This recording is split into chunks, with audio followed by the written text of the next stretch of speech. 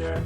There are no people. There are no people in the future. No people at all. There are no people in the future. Where did all my people go? There are no people in the future. Let me try my people call. Where are all my people?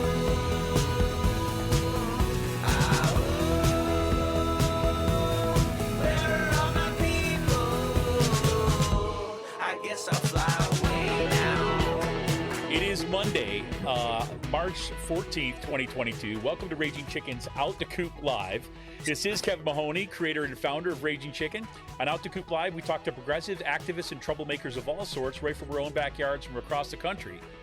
On Fridays, you got to check out our Friday Politics Roundup, where we break down the good, the bad, and the ugly in state and national politics. And check out the Wednesday show with Cyril Mychalejko. We got him on tonight because Cyril and I have been trying to connect, and one thing happens, and the next thing happens, the next thing happens. So it's been a bit. So this has worked out perfectly to have him come on the Monday night show, where we can actually kind of catch up on everything he's been working on and so on. Cyril is a progressive columnist for the Bucks County Courier Times, the Intelligencer, and from the Bucks County Beacon, where he's been tearing it up there already. Cyril's usually joins the show. We break down what's happening in Bucks County, Pennsylvania, and even international politics. You can get all our shows by subscribing to our podcast on Podbean, iTunes, Spotify, wherever you get your podcast. You can help support this show by becoming a patron for as little as $5 a month. Head on over to patreon.com/rcpress. And you can also help out the show right now by heading over to our YouTube channel if you're not there already. Smash that subscribe button, like the stream for the show, and hit that notification bell that you'll know every time we go live. You can also join our Discord server. Information on that is right in our show notes for tonight. For more PA Progressive Talk, tune into the Rick Smith Show's live stream at 9 p.m. Eastern on his YouTube channel, Twitter, or Facebook, wherever you get your streaming channel. You got to subscribe to his podcast wherever you get your podcast. Head on over to thericksmithshow.com for the latest across all of his platforms. And you must check out the Sisters of the Night Caucus podcast if you haven't already. They are in Season 2, everybody. Season 2! The amazing PA women stirring the political cauldron behind this podcast rock the house. And they know where the bodies are buried. Make sure to follow them on Twitter at The Night Caucus. That's at The Night Caucus on Twitter. And subscribe to their podcast on Anchor, Spotify, iTunes, or wherever you get your podcast. And for all you gamers out there, the Game Inn, that's with two N's. The Game Inn is a Quakertown-based black family-owned gaming store. They're friends of the show, and they've got everything for retro N64s, the latest consoles, video games for all platforms, loads of collectibles, action figures, and Funko Pops. And look, kids get a discount when they get A's on the report card. How great is that? Check them out on their Facebook page. Follow them on Twitter at The Game Inn. If you've got a question about a game, look for something hard to find, shoot them a message and drop them an email at thegameinpa@gmail.com. A special shout out, as usual, goes to Jonathan Mann, who wrote our intro song, There Are No People in the Future. Check out all his great stuff on his YouTube page and follow him on Twitter at SongAdayMan. That's at SongAdayMan on Twitter. Want to let you know about a show that we've got coming up to as well. Next Monday, March 21st, I'm going to be welcoming William Horn to the show to talk about his recent article in Truth Out that was titled Fascism's Legal Phase Has Begun. Threats of White Vigilante Violence Are Real. Horn is an Arthur J. Ennis postdoctoral fellow at Villanova University who writes about the relationship of race to labor, freedom, and capitalism after the Civil War. He's got a PhD from the George Washington University and is co-founder and editor of the Activist History Review. So that is next week right here at 7 p.m. on Out to Coop Live. But of course, tonight, we're welcoming Cyril back to join our Monday night show. As I said, Bucks County Courier Times, the Intelligencer, Bucks County Beacon. It's fantastic. It's been a bit since we've been able to catch up on everything he's working on. So psyched this worked out. It almost did not work out, which I'll explain in just a second. Oh, actually, I can take this one guest block and put him back up there. I had a stand-in guest block just in case. Really get you on. I'm like, okay, show number 2 getting planned as we go here.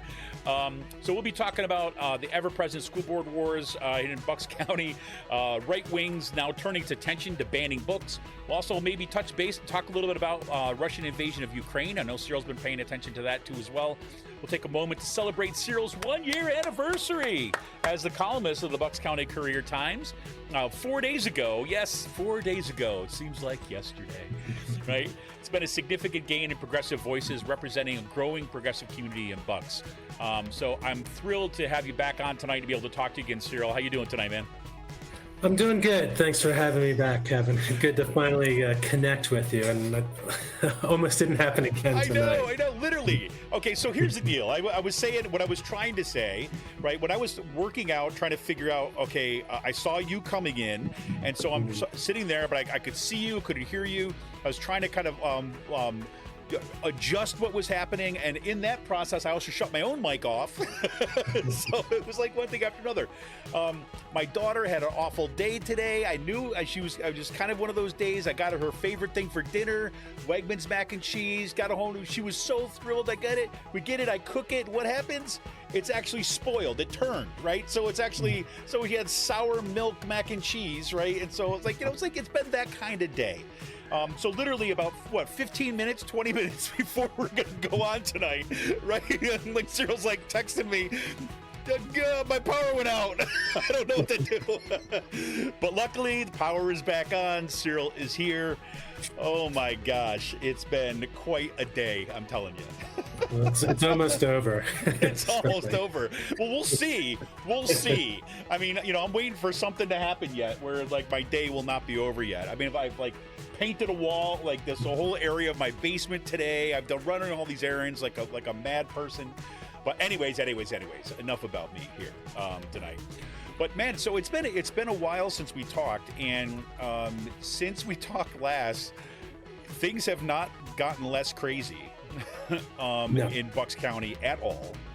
I mean, I don't know where we should even start tonight. I mean, because I'm thinking about I mean, you have written, since we talked last, you have written about obviously what's happening in Ukraine, right? The Russian invasion of Ukraine. A shout out for the kind of folks that are doing some of the solidarity work and kind of helping support folks there. We've got the kind of the uptick of the book burning, I mean the book bans, right, that are happening in our schools. We saw like Woke PA, right, is now kind of like, turns out that Chris Ullery had a great piece over in the Courier Times kind of tracking the money behind Woke PA. I mean, where's the other one? What's the other piece I've got right here too? Oh yeah, creationism at Penridge, right? I mean, so I mean, let's start maybe at like the 10,000 feet view a little bit, and give us a little kind of what have you seen happen over these past few weeks, and how would you kind of describe what's going on? Yeah, I think what we're seeing is that there's no let up, on the side of the far right. They're kind of moving forward with the momentum that they got with the last election, right? And they have their eyes on this coming November. And what I'm also concerned about, like moving forward, is just, what is the Democratic Party doing to kind of, to counter this, right? Is it, I know parents are doing the work, right? And we're seeing that in Penridge, in Central Bucks. There are parents that are organizing on their own and pushing back, but I'd like to see the party do a little more, throw some resources behind this, because what we're seeing from Penridge and North Penn and Central Bucks, like many other people have pointed out, it's part of a national kind of campaign, right? To kind of activate the far right base, to kind of whip them into a frenzy, right? And to turn them out, and they are coming out, and the scary thing is, like, with their majorities on some of these school boards, the damage that they're going to be doing to these school districts, it's going to be hard to undo. And quite frankly, like, I'm wondering if there's going to be like mass resignations, right? Like at the end of the school year, right? In some of these districts. I'm with you on that, and I don't know where this goes even in the short term. I've looked since the beginning of this year, because I'm in the Penridge School District and we're in this anti-mask craziness and everything. Both my kids have now had COVID, right? And they wear KN95 masks to school. But that's only going to get you so far when virtually nobody else has got them on, right? Including teachers, right? Not all, I mean, most of the teachers got them, but again, some of the teachers that do not, right? So, and even with, it's like my son in middle school or my daughter in elementary school, even if they are wearing the mask, right, you're eventually packed into the lunchroom, right, during lunchtime. So that's like at a personal level, that's hit so hard, right? And that's kind of upended kind of our working lives, right? Certainly there and theirs. Luckily, they've been vaccinated, right? So that my son had a little bit harder case than my daughter. But that's just kind of like one kind of window in. I look at things like what they're doing over in Central Bucks and are doing here in Penridge too as well, about looking and going through these, really performative, like, I mean, it's like the same playbook, right? Okay, first there was the anti-maskers, then there was the anti-CRTers, and now there's the kind of anti-books people. And they do this performance of they're just going after the next thing. And I think that you're absolutely right that there is no let up, and there's not going to be a let up. And what this means for what's going to even be possible in these school boards for the next 2 years is pretty substantial. And look, I think I think you're right. I think we're going to see some teacher resignations. I think we're going to see some staff resignations across these school districts. I think parents are going to continue to organize and continue to push back. But in the meantime, I think there's real damage that's happening to our schools. But, yeah, absolutely. And, it's just, I think people need to start getting together and including like some folks from the party and just kind of like really map out like how do we move forward, but not just within these school boards, because the school board's just like a microcosm for like bigger issues that are happening across the community.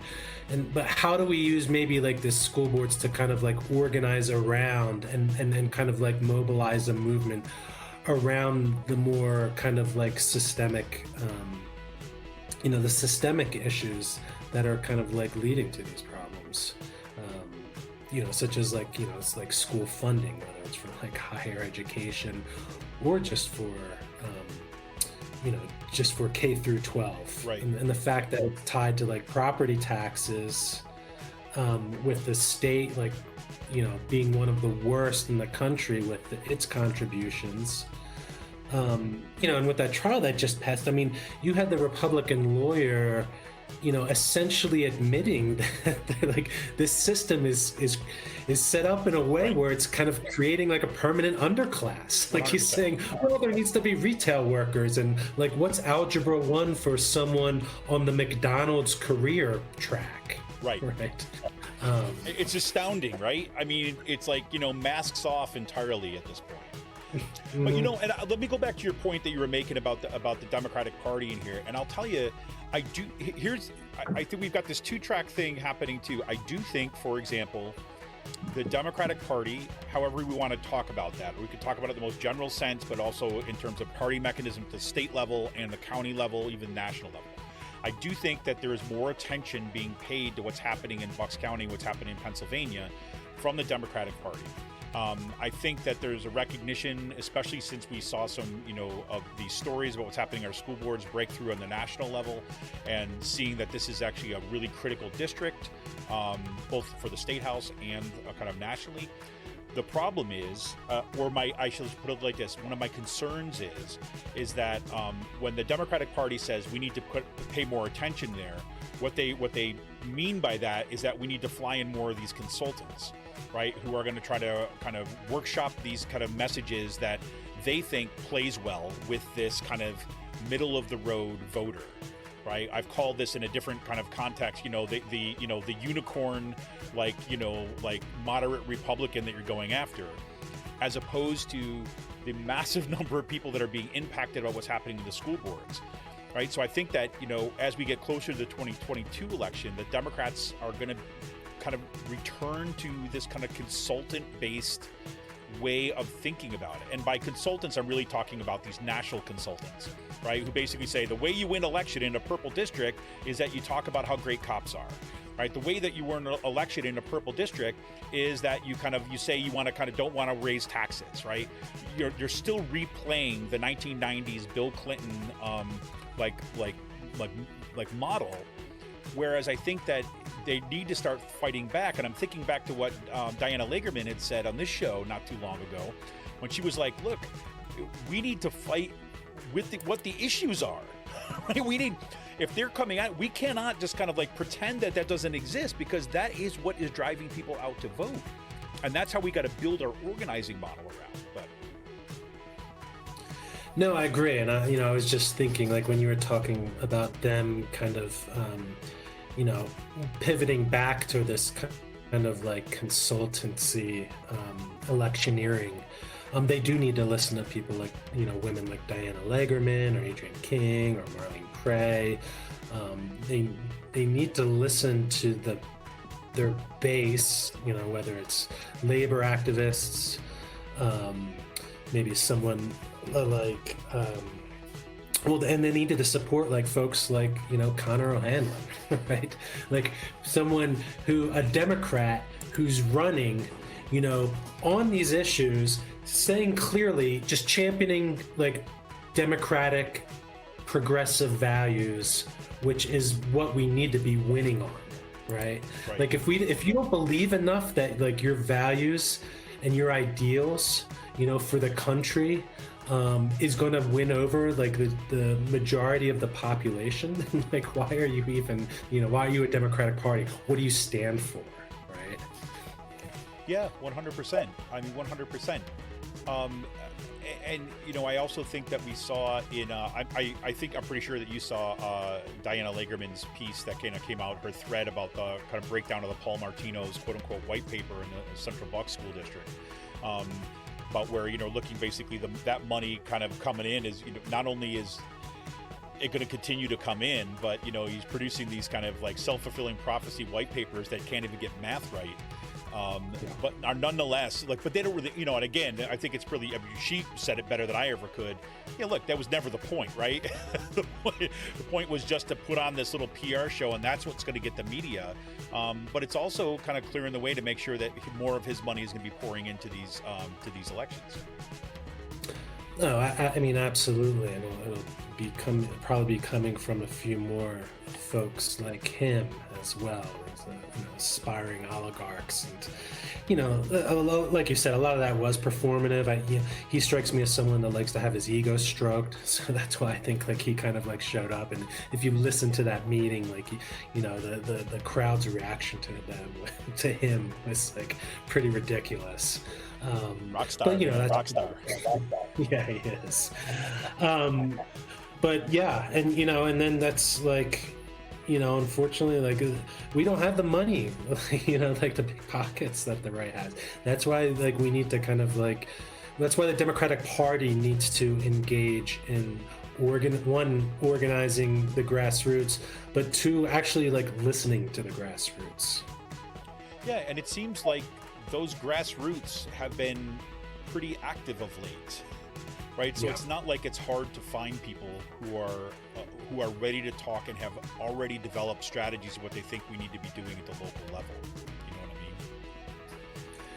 I mean? No, absolutely, and it's just, it's such a grind, right? Because like, not only are you dealing with this like far right kind of onslaught, but like you're dealing with the mis and disinformation that they keep spewing out, right? That's just kind of like, you have to like, there's a fight for like the truth and like facts, and that's whether that's what happened in North Penn with the Moms for Liberty mom kind of spewing misinformation about like the school lining up kids by the shade of their skin, which never happened, and that leads to like a death threat, to the schools, to the teacher, as well as to the elementary school's faculty and staff. Whether it's these far right parents, that are like taking cues from this woke PA website, who are just very like, they're cherry picking these like passages, and like they're the ones that are actually trying to like sexualize these passages by not like putting it within the context of what the book is talking about, which is pretty sick. And the fact that they can't even recognize what they're doing is even more disturbing. Well, let's go into that meeting a little bit. So, I mean, at that meeting, right? This is the past Central Bucks school district, school board meeting, where you had these parents come up and they're kind of going after these particular books. So, I mean, did you get a chance? You got a chance to see that whole meeting? Yeah. Yeah. So, I mean, I don't know about you, but for me, I mean, I was literally like, my jaw is dropping that this is how they're approaching this material. Right. So, I mean, kind of for those folks who haven't had a chance to check out that meeting yet. So walk us through a little bit. And you wrote about this excellently. I mean, kind of like pointed exactly to what the issue is here, which you just started to address there by kind of sexualizing passages, by taking them out of context and not putting them in like, within the literature that was trying to grapple with some really tough stuff, right? And it was kind of completely within the nationally recognized standards of kind of literature for high school students. So, I mean, what did you see happening kind of at that? Break it down for us a bit. Sure. I mean, there's a lot. Like one, like there was this was an organized campaign. There was, a call out on this far right list, and this was something that Ulrich talked about as well, asking parents to show up at the meeting and to, read these passages that are listed on the woke PA site, in order to kind of like misrepresent like what these books actually, talk about and stand for, and in order to kind of create at least the perception that there is this public support for they're not going to say we don't want to ban these books, but that's what they want to do. They want to challenge them so that they are removed, right, and then inaccessible for the student population. So that is a ban. Another thing that was really just sick was that a few of these far right parents were suggesting that the books were purposely placed in the library in order to quote unquote groom kids for pedophilia. I mean, one, that's just insane. Two, it's just irresponsible, because three, you can have some lunatic that actually believes this, right, and just might do something about that, might even make a death threat or follow through on a death threat if they actually think a librarian or a teacher is trying to groom their children.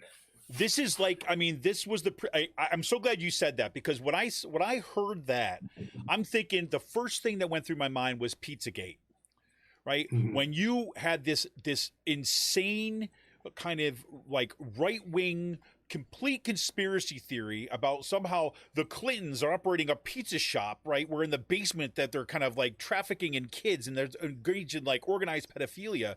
Some dude like shows up with an assault rifle to shoot up the place, right? Because he believed it. And it does not take that. I mean, it is not that far of a leap to see the same kind of nonsense being propagated in this stuff around the school boards, to imagine that all these militia members and all these QAnon supporters in the area who are already kind of like, over their heads in this kind of like, conspiracy theory stuff, to take it to that next level. I mean, it's frightening to me to see this is where we're at. Yeah. I mean, and then, just speaking of the militia, like, the head of the Proud American Patriot Network, TJ Coaston, like he's someone who's also like talked about this, right? Who's brought up these types of books in the past, and like all these people, like the Reopen Bucks, the woke PA, the militia, they're running in the same circles. Like, let's not fool ourselves. Like, they're working together on this, totally. and that's been kind of shown by folks like Chris Ulrich, right, in the Courier Times. The problem is too, but like now, like moving forward, is that there's a majority on the board that sympathize with this kind of like rage-filled nonsense, right? And so the bottom line is like, one, from what you heard from the school board meeting, and then the next day the policy meeting, is that, my take on it is that they want to deprofessionalize the whole process, procedures, and standards for how library books are chosen and how they're challenged, right? Yep. So like, rather than leaving it to professionals like the librarians that went to school for this, and then following the guidelines of, say, like the American Association of School Librarians, ALA, the Library Bill of Rights, you're seeing pushback against that by the right-wing school board members, right? And then, like, who knows, like, what type of, like, quote unquote committee that they might form in order to challenge books. My take on it would be like some kind of something similar to that farce of a DEI committee in Penridge, but maybe even worse. Exactly. Just like stacking it in such a way where their folks on their side will essentially have the ultimate say about what is and isn't allowed in the library. And the worst thing about this is it's the students who are going to suffer. Yeah, I mean, and look, at some point this has got to. I think it's starting to register with a lot of parents actually who've been trying to bring this up, but we're going to see, there's going to be real concrete impacts to this stuff too as well. I mean, the same stuff that you talked about in Penridge, right? You drew attention to, that stuff there. We're kind of, outsourcing tutoring to like churches so that they can tell us that, oh yeah, the history of evolution. Well, the earth was created 3,000 years ago.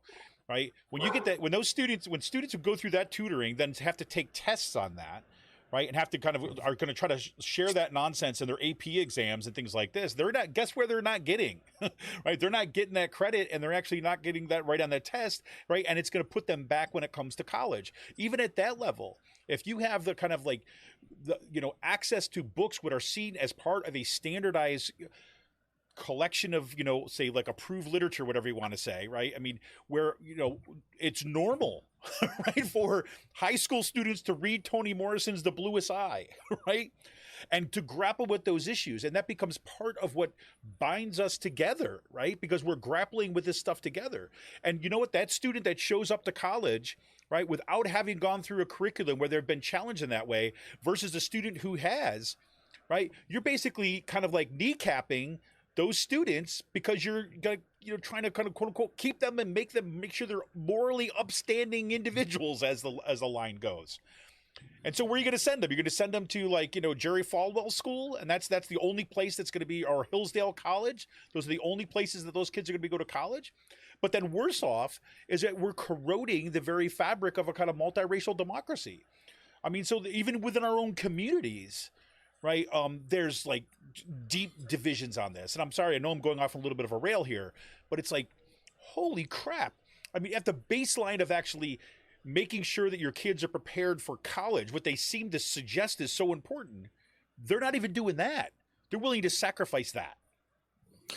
Yeah, I mean, and it's all tied together. I mean, to kind of like continue on a little about what you were saying, and just like, and you also think about like how in Penridge we're like, these right-wing parents for Penridge for Educational Liberty are like celebrating, like banning like two books from like, Black women authors. They're calling out works by like Langston Hughes and William Baldwin, and the whole idea of like public education, like you said, my understanding of it at least is to kind of, it's a pillar of democracy, right? Public education just allows us as citizens to kind of, one, like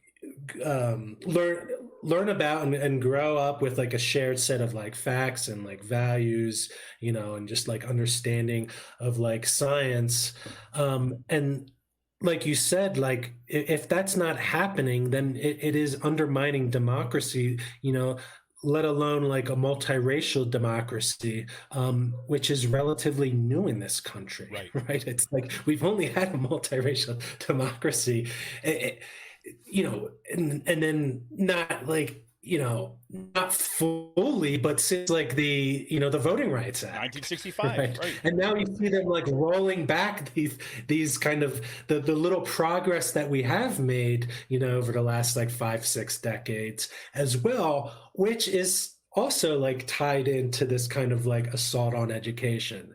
Like the thing is, like critical thinking is it's the enemy of authoritarianism and fascism. And I think that's why these authoritarian and kind of like fascist movements are attacking public education and then like voting rights.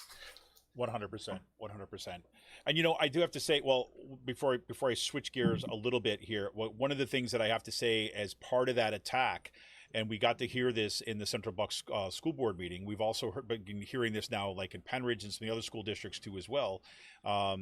Was one of the things that Paul Martino did in that Central Bucks meeting was then go after basically those two school board members, right? The two Democratic school board members, and say that they should excuse themselves from upcoming contract negotiations with the teachers union because they receive money from the teachers union, right? And for a bunch of people like Paul Martino, teachers unions are the #1 enemy, or them and all public sector unions, but they want to go to war over teachers unions because teachers unions are the one source of protection for the kind of, the authority and professionalism of teachers, right? To making sure that teachers are not going to be kind of afraid in their classrooms, that they're going to have decent standards of living, right? And teachers are in a position to have some pushback, right? As organized fact, when my parents started in public school, right? They were both public school teachers. When they first were kind of getting started in Utica, New York, right? There was not a teachers union then, and teachers union salaries were poverty wages. Right. There was no job security. They had, if the principal didn't like what they were teaching, they could be fired like for no cause. And teachers union arose in part to uphold those standards and the professionalism of teachers. Right. The ones who should have authority, who are the experts on our curriculum, the experts in kind of what kids need, at the get-go. And to see Paul Martino basically lay the groundwork to try to go after those negotiations also shows you what's on their mind about ways of kind of going after that one kind of bulwark of protecting public education, which are organized teachers. Yeah, and then without the teachers union, like then they will have won, because like you're already seeing like these essentially quote unquote bounties, right, that are being put on teachers' heads by like groups like Mom for Liberty, right, like offering rewards for people that that supposedly catch a teacher teaching like critical race theory, which isn't taught in K-12 schools, but essentially which means like anything honest and truthful about like the struggle to overcome racism and structural racism in the country, or even like a state-sanctioned snitch line like what's happening in Virginia, right? Which brings us back to the elections, about like why moving forward, like I mean imagine like a Governor Doug Mastriano. Good God, he's a Christian nationalist. There's a reason why, like in a local straw poll of the far right here in Bucks County, like he was #1 far and away, their favorite to be. This is the base of the Bucks GOP, their favorite to be the next governor of Pennsylvania. And if that happens, across the board, whether it's education, voting rights, women's rights, we're screwed. Right. And look, and I think I sent you a picture of this too as well. Like the first signs that have gone up in my area, right, are for Mastriano. Mm-hmm. Right. And, the guy who is, he's going to be going before, he's basically got a subpoena about the January 6th commission and his role, in the kind of January 6th uprising. As you said, he's a Christian nationalist. He's in a kind of such an extremist. And yet there's already signs going up for him in the primary. Right. And, again, I don't want to get into this debate about whether yard signs work. I hate those debates, right? For me, I've always been kind of like, look, it tells you if those yard signs go up early, it basically is some degree of measure of you have some motivated people out there That's what it means. It doesn't mean like, your ultimate breakdown in percentages, what's going to turn out, but it tells you there's people motivated. And to see the first people out of the gate are Mastriano and the extremist, that should give us some serious pause about what is. And I do think that they're garnering energy on the backs of all, this kind of school board, like uprising stuff. Yeah, absolutely. So one of the things that I do want to kind of focus on the other side of the Bucks County meeting, because not only was the meeting itself crazy for what these, extremists are now focusing on. You did focus in your piece, like your piece that kind of was out, just a couple days ago, right? The Bucks County Beacon, about some of the pushback, right? And you kind of focused in on Alexandria Coffey, right? She's I think I got her Coffey, is that her name? Mm-hmm. And Right. a sophomore, right? Central Bucks West High School sophomore, who was pretty amazing, right? In terms of the message that she was bringing there, and you had a chance to talk with her and her mom, right? Too as well. So talk us through a little bit about that, because I think that this is the hope, right? Is where we have kind of room to build and for pushback. Yeah, I mean, and that's the thing. A lot of the kids get it, right? And like, thank goodness for like people like her. And and I had written about something similar, a while back, using what happened in York with like the youth organizing, just kind of like trying to call on like Bucks County youth and saying like, really, like we need to follow your lead as well. Like, you need to be just as invested in your education as these students in York were, who were able to kind of roll back and defeat a pretty like extensive and comprehensive like book ban, that just kind of was like a blanket ban on just like authors of color, or like biographies of like historical figures of color, which is really disturbing. But like, yeah, I mean, Alexandra Coffey, I mean, like what she said was just like, people have searched for the answers to humanity's most debated questions, in the words of Twain and Shakespeare alike. Literature has a proclivity to guide the soul. It gives people something to relate to, a silent promise that gleams like, you too can make it through this, right? And she was saying like, when she heard about this debate about like the banning books, like she was baffled, right? Yes. Like this, like, this sophomore in high school, like, couldn't get like why these parents were just taking these passages out of context and tried to kind of like make something out of nothing. Never mind, like, there's I think it's like infantilizing to some students like her. Now, granted, like, not every, some of these books aren't for everyone, right? Like, not everyone can kind of like grapple with these ideas.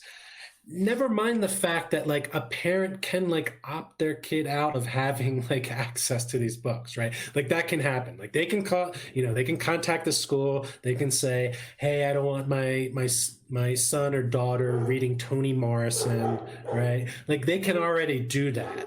So that's like another question. Then it's just like, well, then like, why this push, right? Because it's not really about like parental choice anymore, something that they've been pushing, supposedly the whole time, right? No, it's not. It's about these far right parents choosing what they want and what they don't want in public education. Right. And it's basically saying, it's like, look, you don't want to opt your kid out, or you want to opt your kid out, right? Or there's a process, as you said, there's a process that you can do this, right? But what they want is the ability to tell all of us, right? And that's exactly it. And you know what I was reminded of as you were kind of talking through that? You saw this recent kind of like kerfuffle around Pixar's Turning Red, the kind of new movie that was just released, where you got this kind of like, this well-established movie reviewer basically coming out and like, yeah, you know what? I just didn't really see the point of connection. I didn't really see myself in that movie, so I don't really know. It's got a really niche audience, so it's not that good, right? And it was like just people exploded. I think my daughter was dying to see this movie, right? We watched it with her when it came out, right? With, we had a movie night with my niece, my daughter, like my brother and sister-in-law, watched this thing. and it was an awesome movie, right?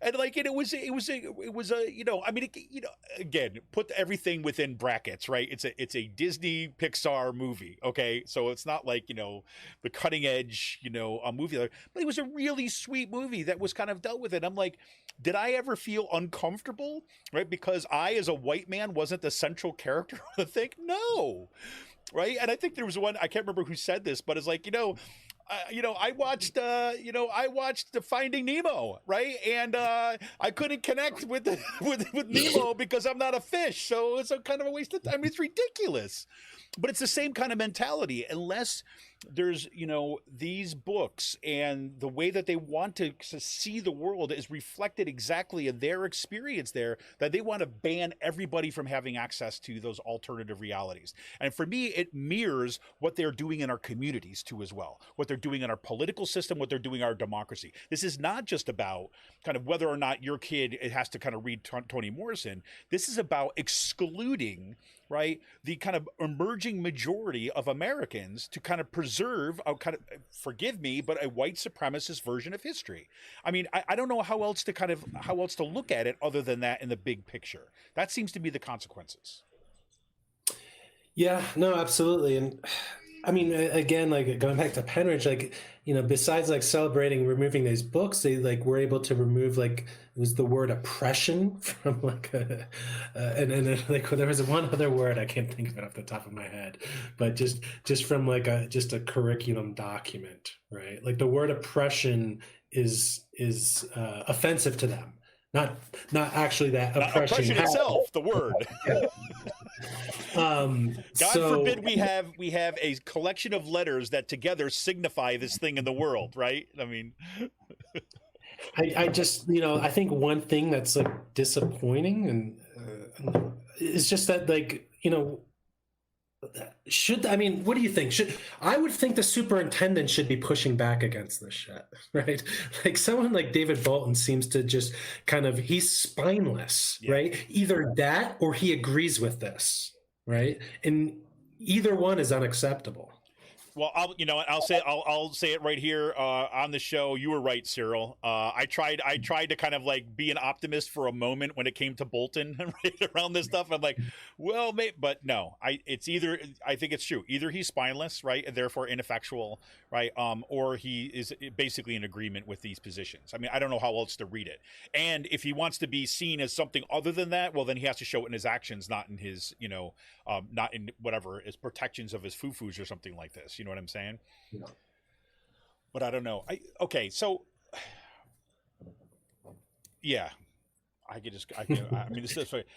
I really did sincerely want to kind of get your take on, just as like, holy shit, what's happening in our world right now. I mean, it's not kind of disconnected from what's happening here in Central Bucks, right? But thinking about the Russian invasion of kind of Ukraine and kind of seeing what we're seeing there, and I can't help but see overlaps, right, with, a particular kind of approach to how you see the world and kind of rewriting of history, and the kind of, the turn to violence as a way of kind of asserting kind of one version of history over another, and one people over another, right, and saying violence is okay, and that coming right up against this challenge for, well, what happens, right? What do, quote unquote, we, right, do, right? I mean, so I'm curious, like, I know that you've been kind of steeped in international politics for kind of quite some time, and I know you're paying attention to stuff. So I'm curious to get your kind of take on what's happening. Sure, and and I can kind of like tease what I'll be, writing about or publishing this week as well, because I'm going to do another article about Ukraine. But I think like one thing that that's been overlooked is just exactly like how dangerous of a situation we find ourselves in, especially and specifically because of nuclear weapons, right? We're so close to having, something just unspeakable happen, like one nuclear weapon, right? Just like one thing happening, and you see, like, you see Putin just kind of like essentially kind of like daring the United States to do something, Yep. right? And suggesting that they're like nuclear ready.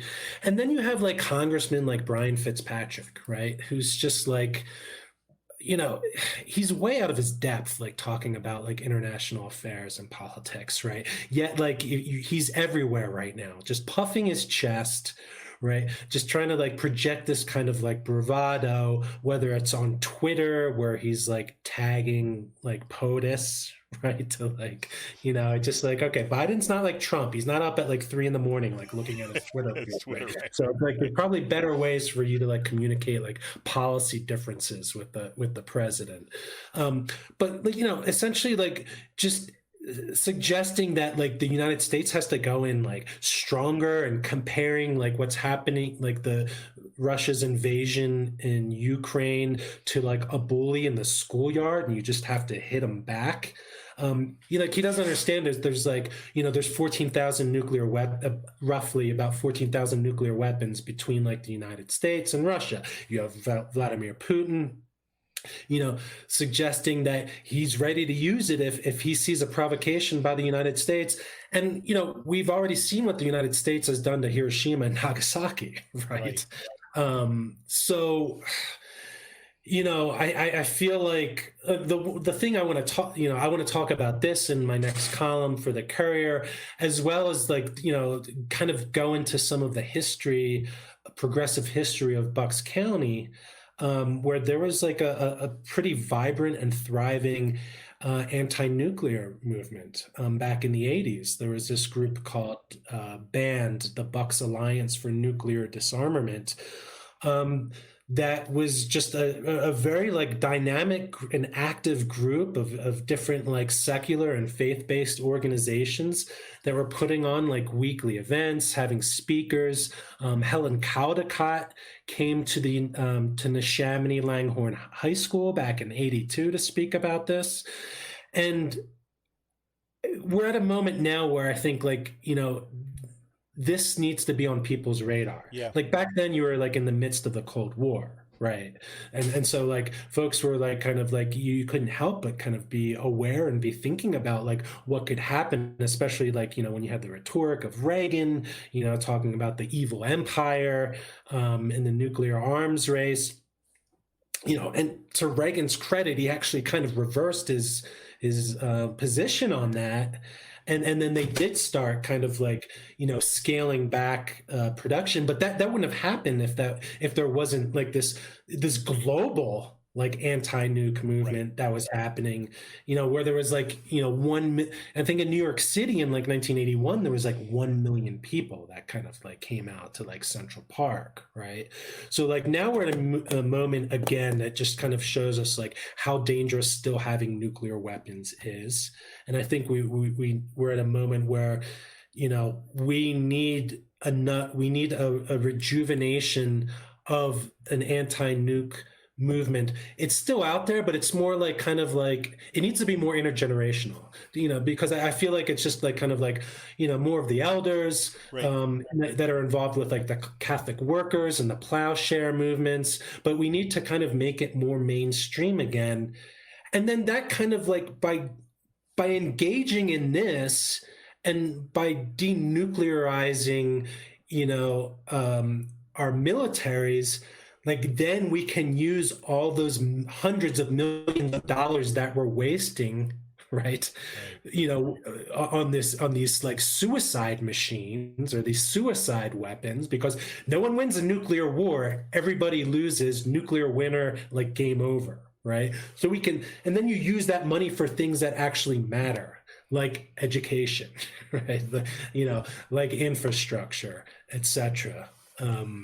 Well, and I think that I love this point that you're making about needing to be more intergenerational now. Because I too, I remember this, growing up in Utica, New York, and then spending some time in Syracuse. Syracuse had a really vibrant kind of anti-nuclear movement there too as well. And, I think that there's some, I was thinking about, here's what I've been thinking a lot about of late. And I've been reading about some of the folks that are, pushing back, bringing up the question and want to kind of denuclearize our military. I like how you said that. But one of the things that they've been pointing to is that, look, in the 1980s and during the Cold War, what would happen is because you had these kind of massive nuclear arsenals, that you had all these kind of proxy wars that were happening all over the world, right?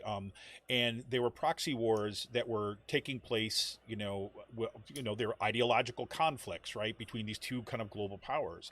What we're seeing right now in Ukraine, however, right, you still have this kind of nuclear threat, right? Except now, right, what's happening is that there's a hesitancy to protect millions of people because of the potential of the nuclear threat, right? Of that kind of escalating. So, in some ways, like the question that's been there front and center for me is like, look, I can see, given how this is escalated, how the invasion of Ukraine has escalated so much already, I could see how this could escalate pretty quickly. Right, and what Putin has basically shown that he's willing to order. Right, you see the indiscriminate kind of bombing of hospitals and civilians and neighborhoods, things like this right now. We saw the killing of journalists now, kind of in Western Ukraine, as basically another shot across the bow.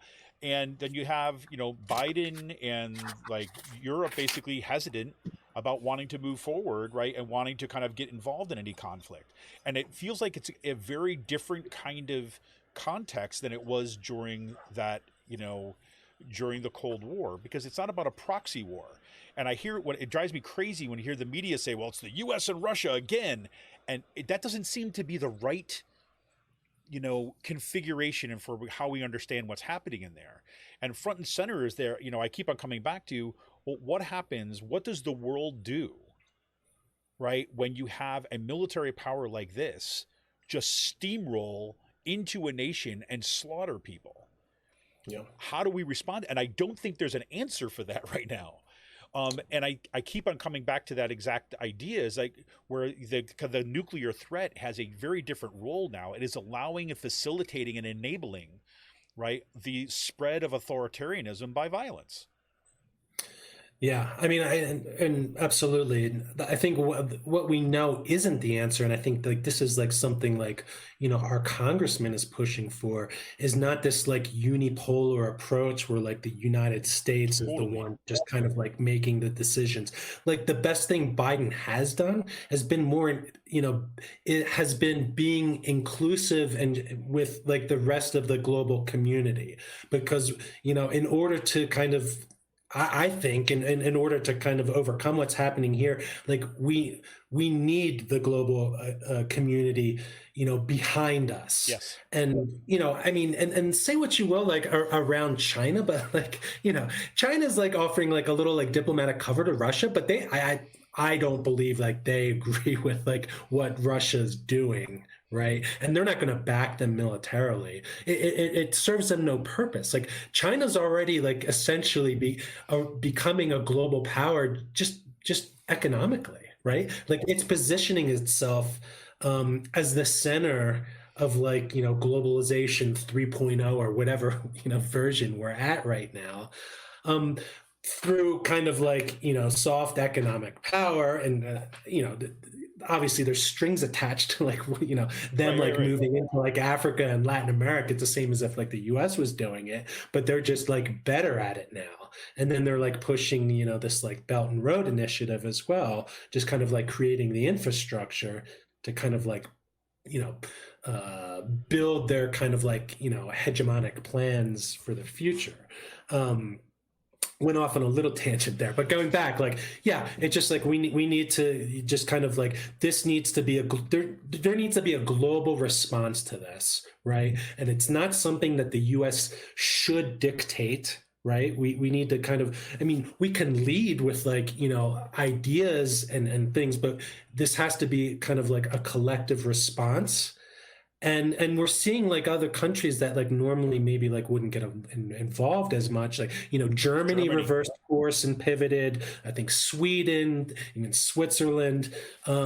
So I think that's one good thing that's happening. But at the same time, like obviously, like Russia is not letting up, and it is just kind of like doubling down on its barbaric brutality in targeting civilian infrastructure.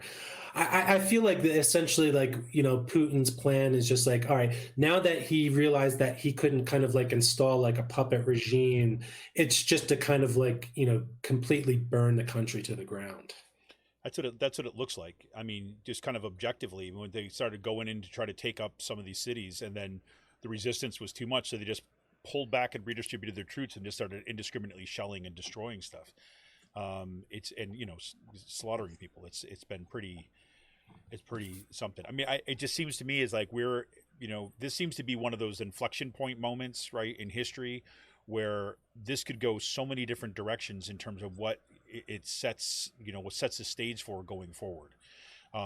It is one of these moments where you can register pretty quickly, or not register, but you can kind of hear pretty quickly when you have commentators that are trying to kind of like put old kind of frameworks onto this new conflict, and they just don't work. And instead, I just keep on coming back with, we have to focus on, I mean, what you said on the one hand is that this has to be a global response, right? We're on the same page, and the focus has to be on the people of Ukraine, right? And I would also add to that, also not lumping in like the massive people in Russia with the Russian government, right? I mean, that's and I have to say, there's been some pretty good work on that, right? To basically, people really wanted to check this, like throwing the Russians into all like one big pit, but by kind of saying, well, look, and by focusing on the resistance, focusing on, the protests that are happening. There was like that one image of the woman getting arrested for holding up a blank sign, right? Yeah. Meanwhile, people here in this country can't wear a mask because that's what tyranny is. But anyways, I don't want to distract us on that one. But you know what I mean? It's like there's some really important, careful work that's got to happen right now. And by keeping people's lives, right, and front and center, I think, to how we approach this is going to be critical going forward. Yeah, I mean, that has been kind of like a positive development. It's just the kind of like, you still see it a little bit, but there hasn't really been this kind of like anti-Russian, like xenophobic, like response, which is maybe like we've kind of like learned from the past, right? And it'll be interesting to see, because I also feel like, he's kind of like losing his grip on his own country. Like, I don't think he just kind of recognizes exactly.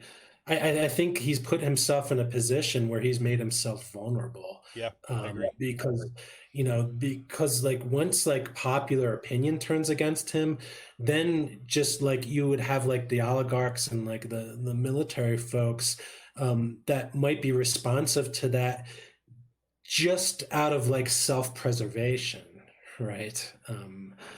So I think the only other thing that kind of, that I've been thinking about is that, this is like what's happening here is just kind of like a testament to like the weakness of like international law and international treaties, international organizations, and international justice. And sadly, we've played a hand in weakening that. Right. Whether it's like our, illegal invasion of the war in Iraq, because, we went in without the UN, approval, which we're a treaty member. We signed the treaty, and the Constitution says that any treaty we sign is like the highest law of the land, right? Not to mention like the torture, right? And some of the indiscriminate bombings that we did there. Unfortunately, it's hard for Washington to kind of like take the moral high ground. Not to say that like we shouldn't like criticize and then that it kind of like delegitimizes like criticisms. I hate that like some people kind of like maybe use that to kind of like distort what's happening in Russia, or to kind of like come to some kind of like bullshit defense of what's happening over there. Like, no, like this is like Russian imperialism and just naked barbarism in Ukraine, period. and it doesn't matter whether, the United States has done similar things in the past, right? It doesn't make it any better. Two things can be But wrong at once, right? yeah, exactly. But it is something to at least kind of like think about, like moving forward. It's just like, well, we can accuse Russia of committing war crimes and say they should be, tried. People should potentially be tried for war crimes, but we don't. We haven't signed on to the International Criminal Court Right. because we don't want our own people like tried for war crimes. So again, for like these are like kind of like bigger issue, like broader questions for like the peace movement in the United States as well. But it's just something that I've been thinking about. No, totally. And I think, I have to say on that point, it was pretty haunting to see the Russian ambassador to the UN show up and basically talking about how Ukraine was developing bioweapons and weapons of mass destruction. To see that come back. Yeah. Right. And I can't, look, I do think that there is something in the political strategy of kind of the Kremlin that is essentially trolling, right? I mean, and I mean that as a political strategy, right? And they do it so well in terms of their, obviously hacker farms and all that other kinds of stuff. But I mean specifically on this stuff, to be able to take what, like, say the U.S. or other Western nations do and just like throw it right back in their face, right? And then basically say, what are you going to do? Yeah. And you see that stuff exactly play itself out. Well, it's crazy. Well, man, we're not going to solve these problems tonight. That's for sure. I mean, I think, but I like the way you put it. I mean, these are just kind of like some of the bigger questions for the peace movement that are deserve the kind of careful thinking and kind of thoughtfulness kind of moving forward, and we're not going to having kind of knee-jerk reactions. And I'll see already people doing some of that is great. So let me ask you this: is like before I let you go tonight, as you already kind of gave us a little teaser what some of the things you're working on, but when you're kind of looking ahead to kind of stuff that you're working on. I mean, you got the weekly column now, the Bucks County Courier Times. You've got the Bucks County Beacon, and you've got your column at Bucks County Courier Times, the Intelligencer. So it's awesome to see this, the doubling and tripling of these columns that are out there. So when you're kind of looking at kind of what kind of moving forward, things that you're still got your eye on, obviously you mentioned the stuff on Ukraine. Are there other things that you're paying attention to too as well? Yeah, I mean, obviously, we have to keep on top of these like school board issues, right? Because like public education is such a bedrock of democracy. So, that's something I'm going to continue to follow. I'm going to continue to kind of like listen to like what and see what the community is kind of like most concerned about. Like that's just one approach I've taken with the column is about like listening to folks that are doing the organizing on the ground or who are concerned about certain things, who think that like it would be helpful that I kind of like shine a light on whether it's something that's bad at happening or something like positive progressive solution to some of the problems that we're facing.